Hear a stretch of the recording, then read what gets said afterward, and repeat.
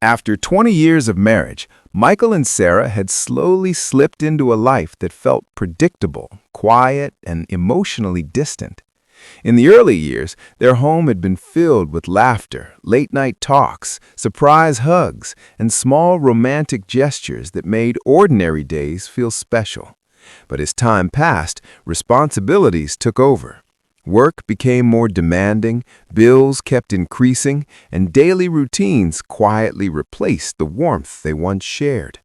Every morning, Michael left for work before sunrise with a quick "see you later," barely looking up from his phone. Sarah stayed busy managing the house, handling endless chores, and trying to keep everything running smoothly. Evenings were the same. Dinner in silence, television playing in the background, and short conversations only about practical things. Neither of them noticed when their deep connection slowly turned into emotional distance. It wasn't that they stopped loving each other. The truth was more painful. They had simply stopped expressing it. One winter evening, a powerful snowstorm rolled into their town. The wind howled against the windows, and thick snow quickly covered the streets. Michael had stayed late at work to finish an important project. He sent Sarah a short message, "Running late, but I'll be home soon." She replied with a simple "okay" and continued waiting. As the hours passed, the storm grew worse. The roads became empty, and visibility dropped. On his way home, Michael's car suddenly stalled on a lonely stretch of road far from town. He tried restarting it again and again, but it wouldn't move. Frustrated, he grabbed his phone, but the battery died after one failed call attempt. Standing there in the freezing darkness, surrounded by heavy snow and silence, Michael felt something he hadn't felt in years: fear. Not fear of the cold, but fear of losing time, of losing chances he never realized were precious. With no other option, he stepped out and began walking through the storm. The freezing wind cut through his coat, and each step felt heavier than the last. His hands grew numb, and his legs trembled from exhaustion. As he walked, memories slowly filled his mind.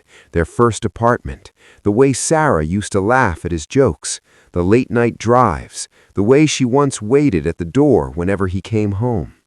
For the first time in years, he realized how much he had taken her presence for granted. Meanwhile, at home, Sarah had been waiting by the window.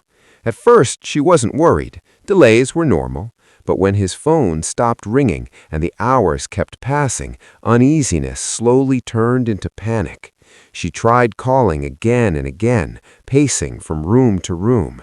The house felt unusually silent, and every passing minute made her heart heavier. Her mind began imagining the worst. Unable to sit still anymore, she wrapped herself in a blanket and stepped outside into the freezing night. She sat on the porch despite the cold, her eyes fixed on the empty street, hoping she would see his figure appear through the snow. Nearly 2 exhausting hours later, Michael finally turned onto his street. His body felt weak, his clothes were covered in snow, and his breath came in short, shaky bursts. But when he looked ahead and saw Sarah sitting on the porch waiting for him, tears running down her face, his heart filled with overwhelming emotion. She saw him at the same moment and ran toward him without hesitation, not caring about the cold or the snow beneath her feet. She wrapped her arms tightly around him, holding him as if she never wanted to let go. For a long moment, they simply stood there in silence, holding each other. Michael's voice broke as he whispered, "Walking alone out there? I kept thinking about all the times I chose work, stress, and routine over you. I thought about what would happen if I never got the chance to say how much you still mean to me." Sarah looked into his eyes, gently touching his cold face. Tears streamed down her cheeks as she replied softly, "We never stopped loving each other. We just stopped showing it. We let life get louder than our hearts." They went inside together, sat near the fireplace, and wrapped themselves in blankets.